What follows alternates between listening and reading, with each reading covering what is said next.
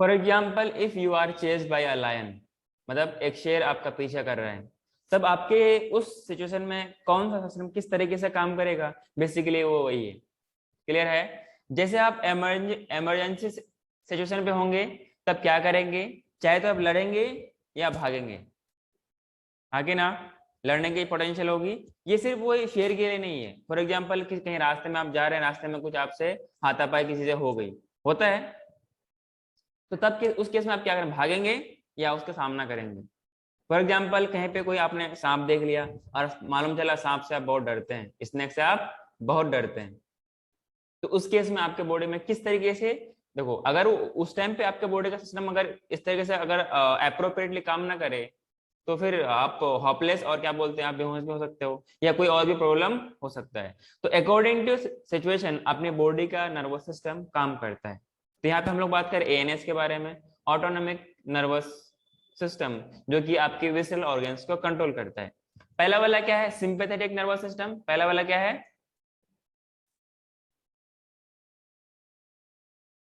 Sympathetic nervous system. और इस sympathetic nervous system में एक तरफ क्या होगा, फॉर एग्जांपल आपने शेर को देखा तो सेक्रेशन सबका शुरू हो जाएगा, एसिटाइल कोलिन रिलीज होगी, यही तो मैसेज भेजेगा ना। एसिटाइल कोलिन क्या है, एक इनहिबिटर है या फिर एक्साइटेटर है, एक्साइटेटरी है। ठीक है ना। तो उसको क्या करेगा, ये इसका रिलीज करेगा और उसके हिसाब से काम करेगा। साथ में क्या करेगा, सिंपैथेटिक को भी रिलीज करेगा।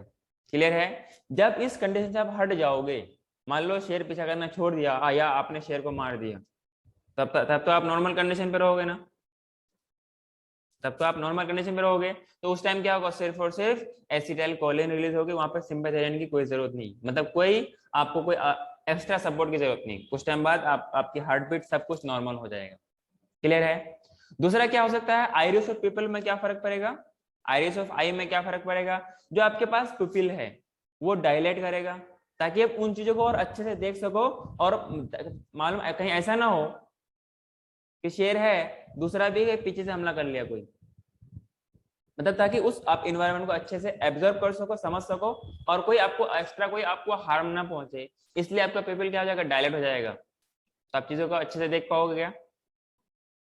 जब आप रेस्ट कंडीशन पहुंच जाओगे तो आपका पुपिल क्या हो जाएगा, कंस्ट्रिक्ट कर जाएगा। और पीपल से क्या होता है, जब हम लोग सेंसरी ऑर्गन्स इसकी मतलब अलग से इसको पढ़ेंगे तब मालूम चलेगा कि लाइट को कंट्रोल, लाइट कितनी जाएगी कितनी आएगी, यहीं से तो होता है। वहां पर कुछ मसल्स होते हैं जो कि कुछ लॉन्गिट्यूडनल होते हैं, कुछ सर्कुलर होते हैं, इनके कॉन्ट्रैक्शन और रिलैक्सेशन से अमाउंट ऑफ लाइट अंदर जाती है और आती है। बात समझ में आ रही है? हाँ सर। बात समझ में आ रही है? हाँ। अगला यस सर। अगला ऑर्गन आपके पास हार्ट है।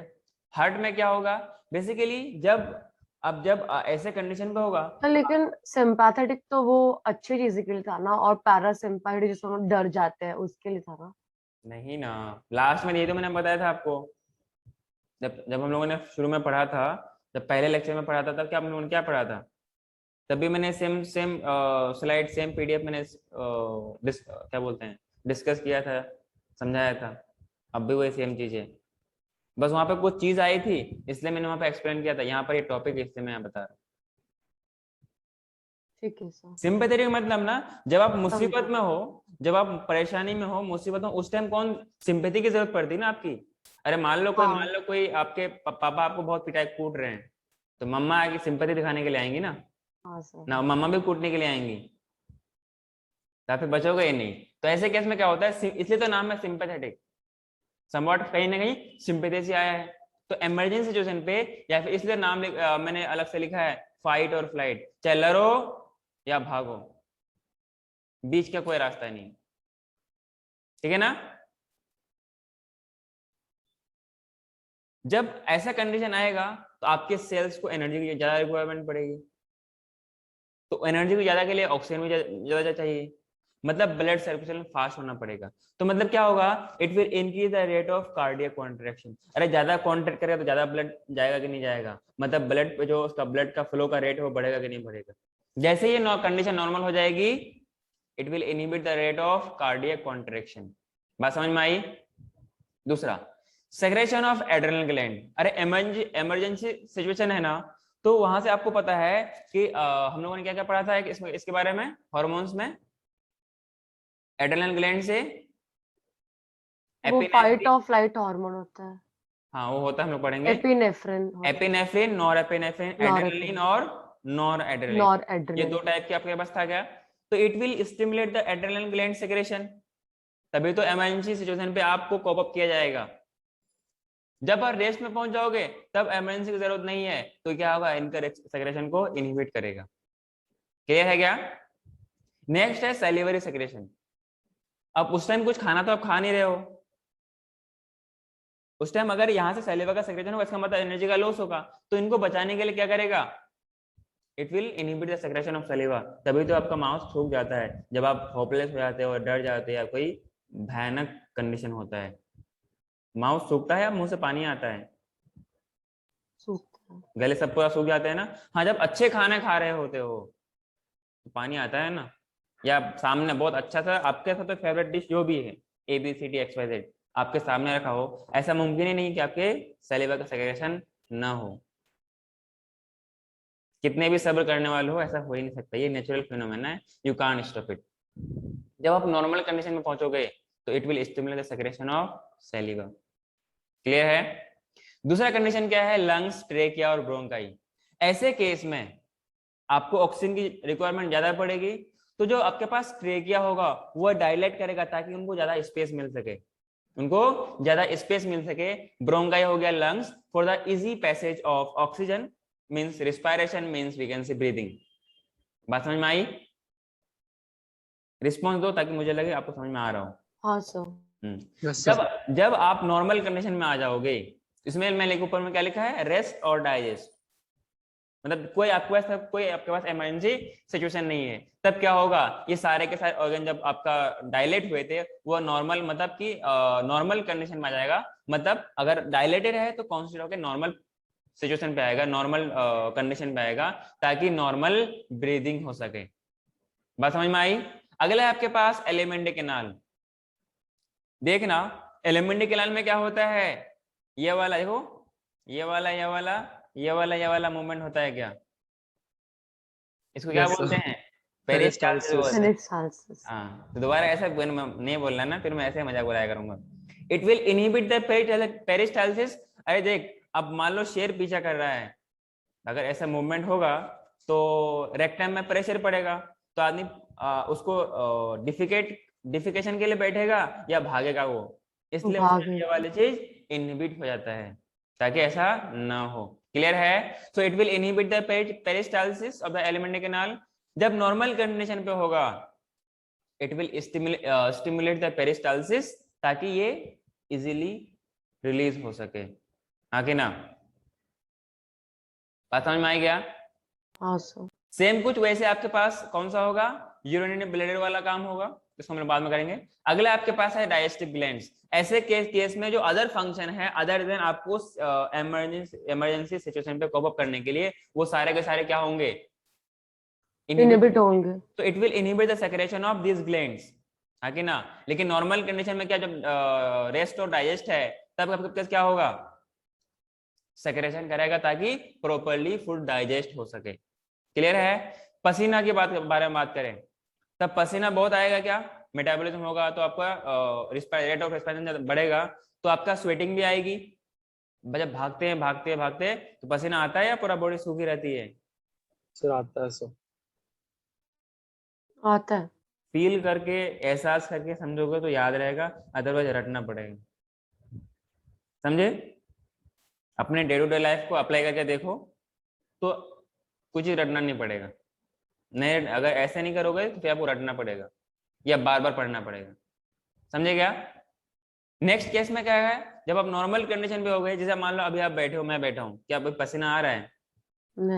नहीं आ रहा है, मतलब अभी कोई हार्ड एंड फास्ट या कोई फाइट एंड फ्लाइट वाला या इमरजेंसी सिचुएशन नहीं है या दौड़ भाग वाला काम नहीं है। क्लियर है?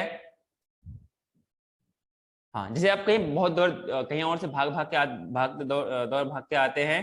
जैसे कुछ दिन पहले एक बच्चा क्लास में, उसका नाम नहीं ले रहा हूँ, बहुत दूर से भागते भागते आया, उसकी हालत खराब हो गई, फिर वो एसी चलाया, फिर उसको नॉर्मल कंडीशन मिला। ठीक है ना, मैं नाम नहीं ले रहा हूँ। अगला कंडीशन में क्या हुआ, कि सेक्रेशन ऑफ स्वेट ग्लैंड क्या होगा, स्टिमुलेट, ये तो हो गया अपने पास। हाँ, स्वेट ग्लैंड में क्या होगा, it will inhibit the secretion, ताकि नॉर्मल कंडीशन में रहे और स्वेटिंग है। नॉर्मल कंडीशन में कभी भी स्वेटिंग ना, कुछ लोग होते हैं जिनके पास नॉर्मल कंडीशन में भी स्वेटिंग होते हैं।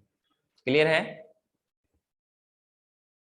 मतलब अगर उससे नॉर्मली कम्युनिकेट भी करो ना तो उसका हाथ पसीना, पूरा हाथ ऐसा लगता है कि अभी हाथ धो के आया है। कुछ बच्चे ऐसे होते हैं, मैंने देखा था बच्चों को। नेक्स्ट है इरेक्टर पिलाई। इरेक्टर पिलाई, ये मालूम है क्या होता है? आपके बॉडी में हेयर्स हैं क्या? उसे फीमेल्स में होता है लेकिन कम होता है, लेकिन विजिबल कम होता है, लेकिन हेयर्स तो होते हैं। अगर हेयर्स ना हो तो आपके बॉडी में स्वेटिंग नहीं होगी, पसीना नहीं निकलेगा। हेयर के बेस पर, उसी जो हेयर को जो बेस पे होती है ना, उसको क्या बोलते हैं, इरेक्टर पिलाई बोलते हैं। और उसके नीचे जो मसल होता है उसको क्या बोलते हैं, इरेक्टर पिलाई मसल, जिसपे हेयर्स अटैच्ड होते हैं। ठीक है, जैसे मान लो ये आपका हेयर है, बहुत बड़ा सा हेयर है और ये अपने स्किन पे लगा हुआ है। अब अपने स्किन पे देख सकते हैं हर एक हेयर्स को, तो जो वहाँ पे मसल होती है उसका क्या होता है, और जो कभी आप भागते हो या कभी डर जाते हो तो आपके बॉडी के हेयर्स खड़े हो जाते हैं। ये मत कहना कि सर के बाल क्यों नहीं खड़े होते हैं, नहीं, ये पॉसिबल नहीं है। वही के बाल खड़े होंगे जहां का मुमकिन है, जहां का छोटा है। ठीक है ना? तो उनका कॉन्ट्रैक्शन होने के सारे के सारे हेयर्स खड़े हो जाते हैं। तो मैंने क्या बोला, it will stimulate the contraction of this muscles skin and causing goose flash. जब सारे के सारे जो मसल्स है, जो मसल्स है या फिर जो हम लोग फ्लैश बोलते हैं, फ्लैश का मतलब गोश्त होता है, जब वो कॉन्ट्रैक्ट करेगा तो सारे के सारे हेयर्स स्ट्रेट हो जाएंगे, इरेक्ट हो जाएंगे। क्लियर?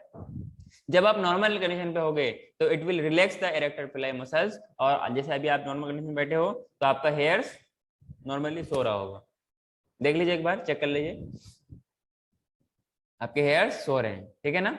अगला है यूरिनरी ब्लैडर के बारे में। क्या ऐसे टाइम में जब आपको शेर पीछा कर रहा है, क्या आप उस टाइम यू विल, मतलब कि यू विल क्या बोलते हैं, मिक्टुरेशन करेंगे, यूरिनेशन करेंगे या भागेंगे?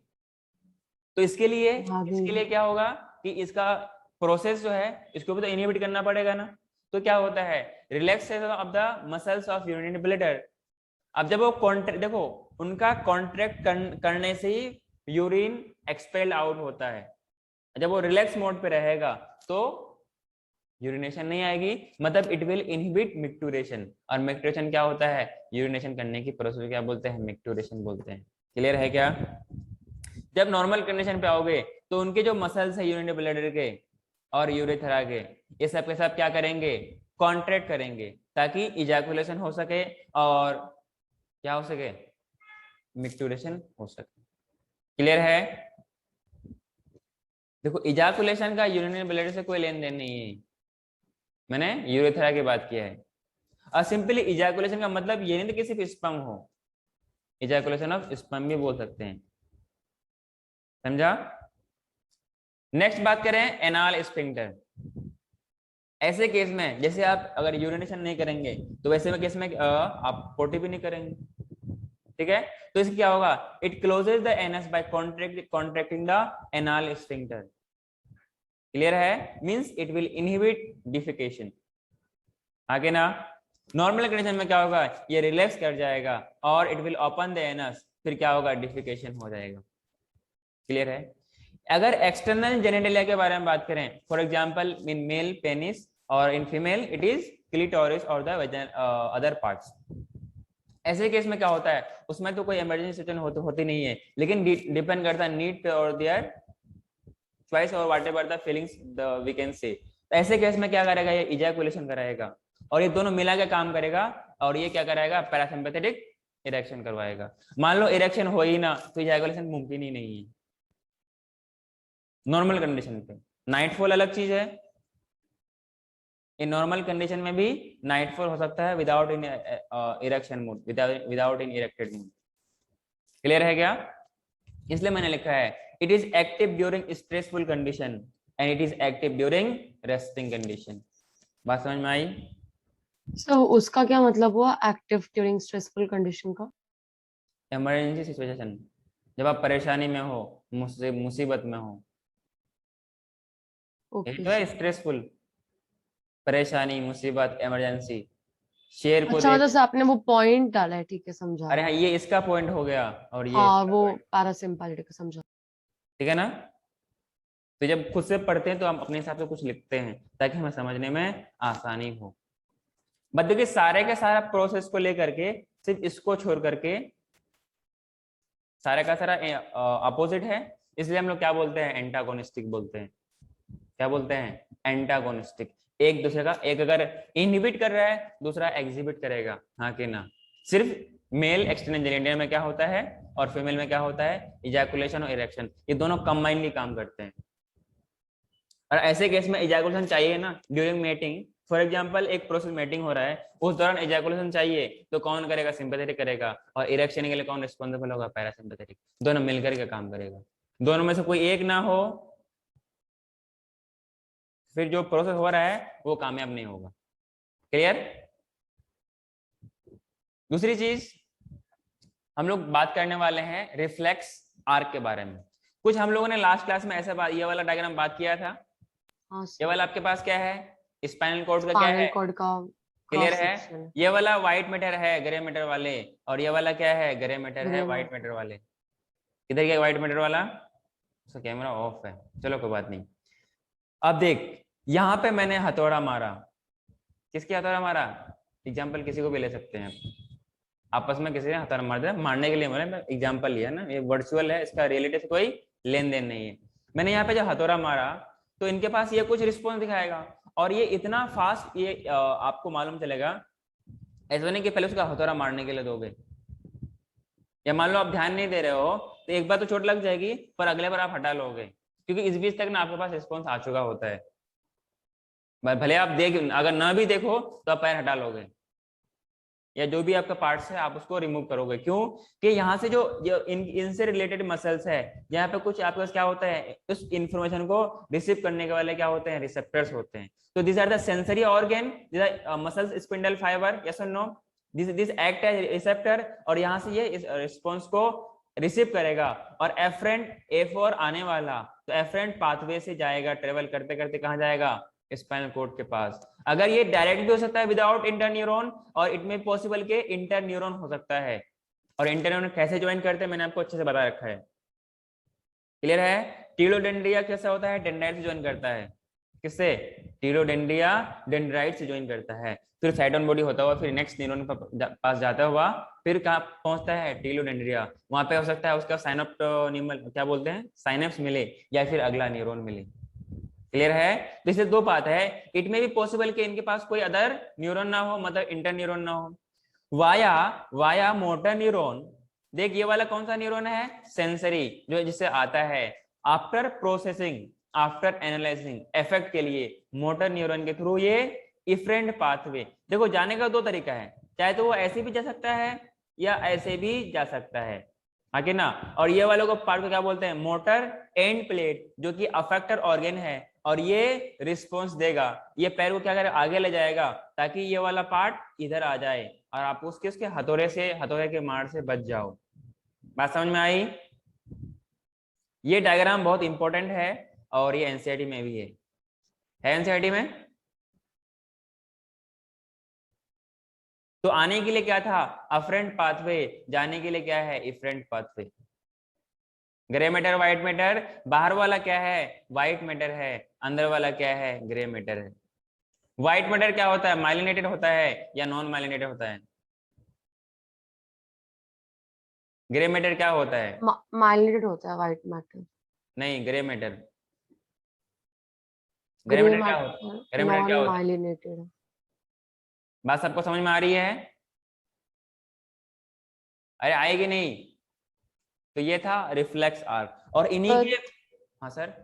सो आपने वो एक स्पाइनल कॉर्ड में आपने वो एक पॉइंट लिखवाया था ना कि extend from skull to L1 vertebrae, उसका आपने मतलब वो क्या है कि स्पाइनल कॉर्ड मेडुला ऑब्लांगाटा का एक्सटेंशन है ना, क्या, दोबारा बोलना।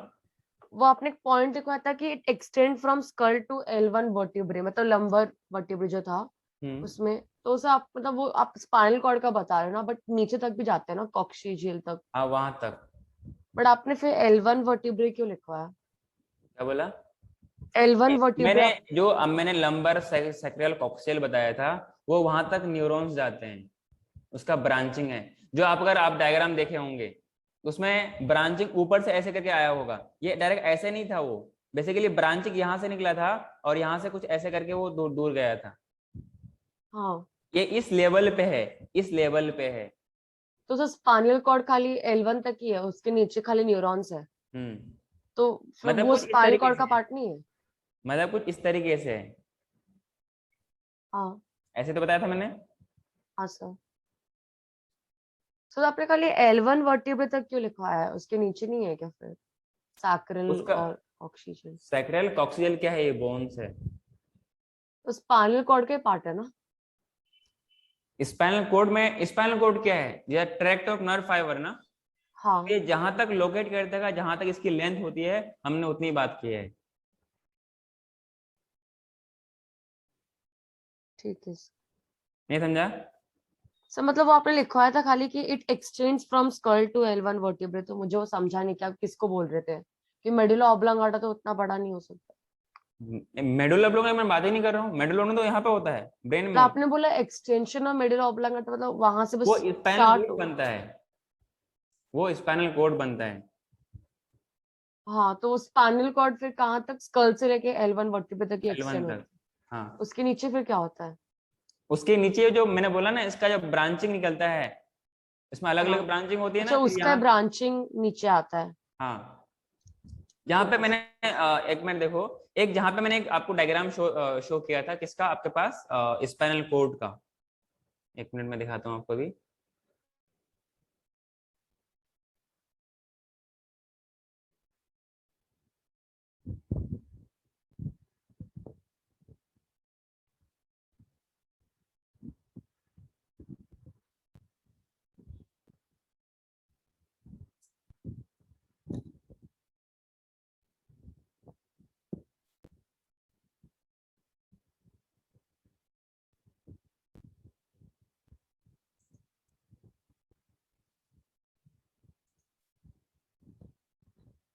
देख, ये वाला आपके पास है मेडुला ऑब्लोंगेटा, ये वाला हाँ मेडुला सर। ऑब्लोंगेटा है क्या? फिर यहाँ से आगे क्या, आगे किसका काम होता है, ये आगे से जो प्रेजेंट होगा वो स्पाइनल कोड होगा। ठीक है, मैं दूसरा दिखा रहा हूँ।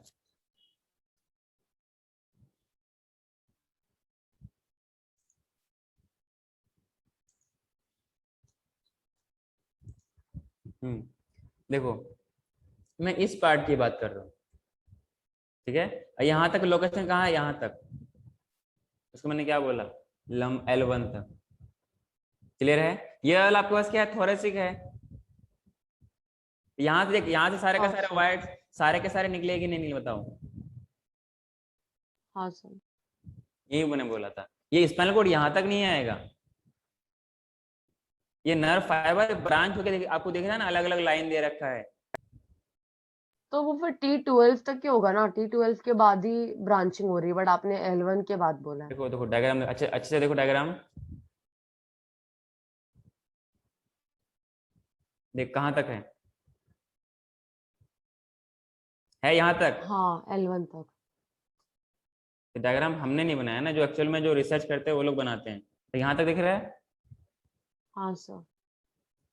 इतनी बात समझ में आई? हाँ सर, समझा।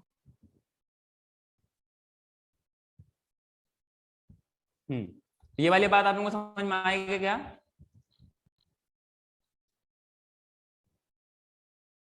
यस सर, समझा।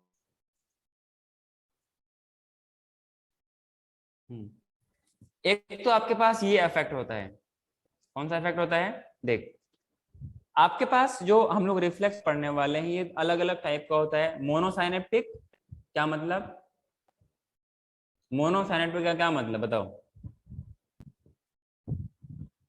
हम्म सोचो क्या होना चाहिए मोनोसाइनेप्टिक। मोनोसाइनेप्टिक आया कहां से, बोलो। सर मोनोसाइनेप्टिक साइनेप्स वैसा कुछ है। हाँ वैसा, आगे आगे बोलो, सोचो क्या होना चाहिए। अरे सर मोनो एक का मतलब सिंगल एक होता है। साइनाप्स जैसा, हाँ भाई। तो ऐसा भी कंडीशन हो सकता है, ऐसा भी आपके पास रिफ्लेक्स एक्शन हो सकता है, रिफ्लेक्स आर्क हो सकता है, जिसमें सिर्फ एक ही रिफ्लेक्स, एक ही साइनेप्स हो। साइनेप्स क्या होता है, it is the junction between two neuron, जहां पर टीलोडेंड्रिया किससे ज्वाइन करता है, किसी नेक्स्ट ऑर्गेन या नेक्स्ट न्यूरॉन से ज्वाइन करता है। उस पूरे के पूरे सेटअप में चाहे तो एक जंक्शन हो सकता है, एक साइनस हो सकता है, या एक से ज्यादा भी हो सकता है। ये जो मैंने एग्जांपल ऊपर में फिगर शेयर किया है, ये सब के सब क्या है, मोनोसाइनेप्टिक वाले कंडीशन है। देख यहाँ पे ये एक्सपेरिमेंट करके दिखाया है, यहाँ पे मारेगा चोट लगेगी, ये रिस्पॉन्स शो करेगा। वैसे इसने यहाँ पर मारा, ये भी रिस्पॉन्स शो करेगा ताकि ये वाला पार्ट इधर आ जाए। जैसे इसमें यहाँ पे टच किया, ये इसको ऊपर ले जाएगा ताकि इसका जो इफेक्ट है वो उससे बच सके। क्लियर है? तो ये वाले को हम लोग क्या बोलते हैं, बाइसेप्स टेंडन रिफ्लेक्स। ये वाले को बोलते हैं नी जर्क रिफ्लेक्स, और ये वाले को बोलते हैं क्या, ट्राइसेप टेंडन रिफ्लेक्स। क्लियर है? कोई दिक्कत? No sir. आगे बढ़ू मैं? पक्का? हाँ सर।